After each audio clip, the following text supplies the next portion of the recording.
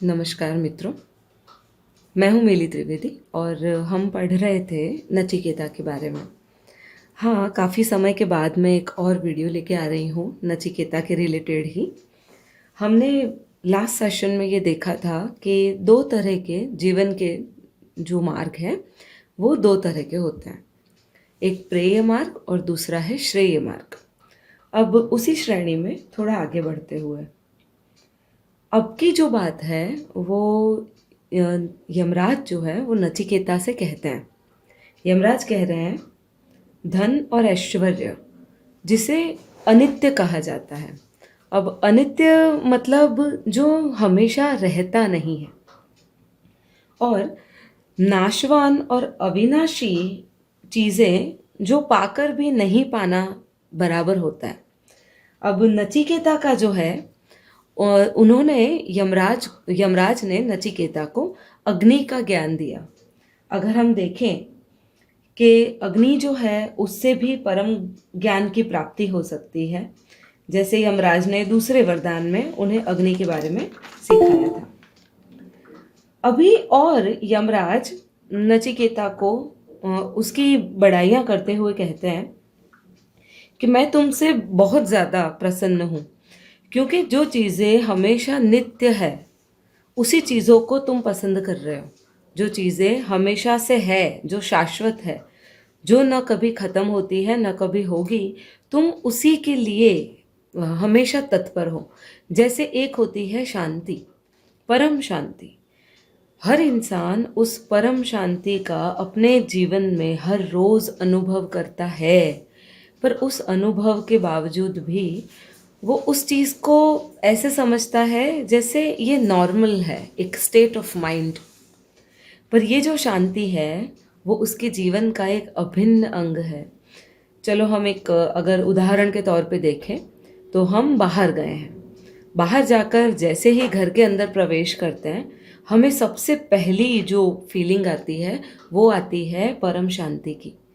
तो हमें मिल जाती है शांति। हम समझते हैं घर पे आने से शांति मिली, पर हमेशा से ऐसा होता नहीं है। शांति हमारे भीतर ही होती है, पर हम उस शांति को पाने के लिए दर दर भटकते रहते हैं। हमारी अवस्था वही कस्तूरी मृग की तरह है। आपने शायद वो कहानी सुनी होगी कि कस्तूरी मृग जो हुआ करते हैं उनकी नाभि में एक नाभि में से एक सुगंधित द्रव्य झरता रहता है। उस सुगंध के वजह से यही जो कस्तूरी है वो हर बार भटकता रहता है मृग उस सुगंध को पाने के लिए, और उसी के चक्कर में उसका शिकार भी हो जाता है। पर जो उसके पास है वो उसी को ढूंढता रहता है। हम भी बिल्कुल कस्तूरी मृग की तरह है, ऐसा मुझे लगता है, क्योंकि हम भी क्या करते हैं, जो हमारे पास है हम उसको ढूंढते हैं। जो हमारा है हम उसे समझने की कोशिश करते हैं, और जो हमारे अंदर छिपा हुआ है हम उस तत्व को जानने की कोशिश करते हैं। गौतम बुद्ध की एक बात मुझे याद आ रही है। काफ़ी लोगों ने उनसे पूछा था कि आपने क्या पाया, आपने इतनी तपस्या की, आप इतने लोगों से मिले, आपने पाया क्या? तो बुद्ध ने कहा, मैंने कहाँ पाया, मैंने तो सिर्फ खोया, और जो मेरे पास था वो तो मेरे पास सदैव था, उसको मैंने जाना। इसीलिए कहीं न कहीं भगवत गीता में भी कृष्ण अर्जुन को ये कहते हैं तुम जानो, जानने की बात करते हैं।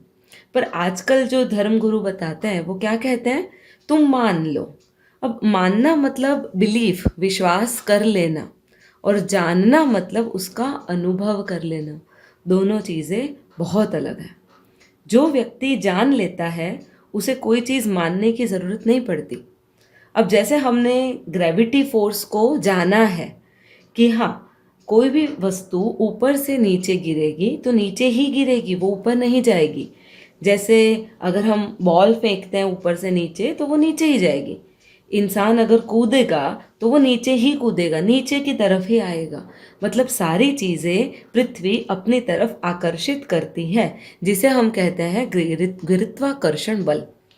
अब इसी गुरुत्वाकर्षण को हम मान लें तो हम क्या करेंगे, मानो गुरुत्वाकर्षण है, पर ऐसा होता नहीं है।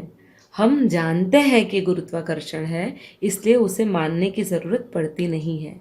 ये जो नचिकेता है और ये जो यमराज है, इन दोनों का जो संवाद हम पढ़ रहे हैं कठोपनिषद में, वो भी यही बताता है कि तुम जानो, जानने की कोशिश करो, मानो नहीं, सिर्फ जानो। अब उसी तरह से यमराज आगे और उन्हें बताते हैं कि जो अविद्या में फंसता है वो अपने आप को बहुत बुद्धिमान समझता है कि हम बड़े बुद्धिमान हैं, हमने इतना धन इकट्ठा कर लिया है, हमने इतनी सारी ज़मीन इकट्ठी कर रखी है। पर वो उन्हीं चीज़ों को इकट्ठा करता रहता है जो आगे जाके ख़त्म होने वाली है।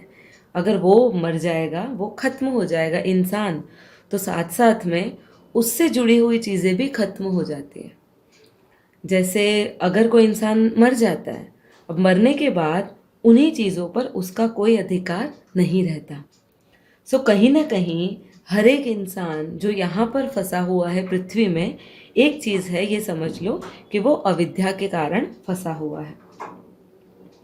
अब उसी तरह से काफ़ी लोग जो हैं, ये यमराज नचिकेता से कह रहे हैं, काफ़ी लोग जो है जो आत्मा और परमात्मा के विषय के बारे में सुनते हैं, उन्हें सुनने मिल जाता है, और काफ़ी लोग ऐसे होते हैं जो सुनकर भी समझ नहीं पाते हैं।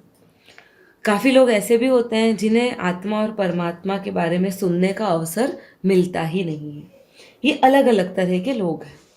इनमें ये स्वयं कहते हैं कि अगर कोई बहुत कुशल गुरु तुम्हारे पास हो तो ही ये संभव है कि तुम आत्मा के स्वरूप को जान पाओ। यहाँ पे फिर से इन्होंने कहा है, मैं फिर से कोट करूँगी इसे, जानना ज़रूरी है, मानना नहीं। तो ये कहते हैं, यमराज कहते हैं नचिकेता से कि अगर कोई कुशल गुरु तुम्हारे पास है तभी तुम आत्मा के स्वरूप को जान पाओगे, और वही शिष्य जान पाता है जो उस चीज़ को जानने के लिए आग्रही होता है। जो अल्प बुद्धि है, जो ज्ञानहीन है और जो संसारी है, हाँ यहाँ पर संसारी का भी जिक्र किया है, उन्हें आत्मतत्व बता नहीं सकते हैं। अब जब आत्मतत्व बता नहीं सकते हैं तो कहने पर भी वो नहीं समझेगा। अब यहाँ पर मैं एक और चीज़ कहना चाहूँगी, जो यमराज कह रहे हैं गुरु, वो कौन से गुरु हैं? हमेशा हमने देखा है ऐसे कई महान लोग हुए हैं जिनके कोई गुरु नहीं थे, कोई भी गुरु नहीं थे। अब ऐसा कैसे हुआ कि किसी के कोई गुरु ना होने के बावजूद भी वो महान बन जाता है, वो आत्मतत्व को पा लेता है?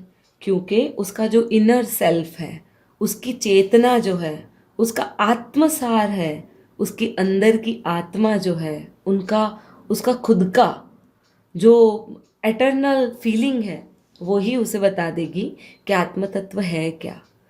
कारण क्या है आप जानते हैं? कारण यही है क्योंकि वो जानना चाहता है। जीसस क्राइस्ट ने भी कहा है कि अगर खटखटाओगे तो खुलेगा और मांगोगे तो मिलेगा।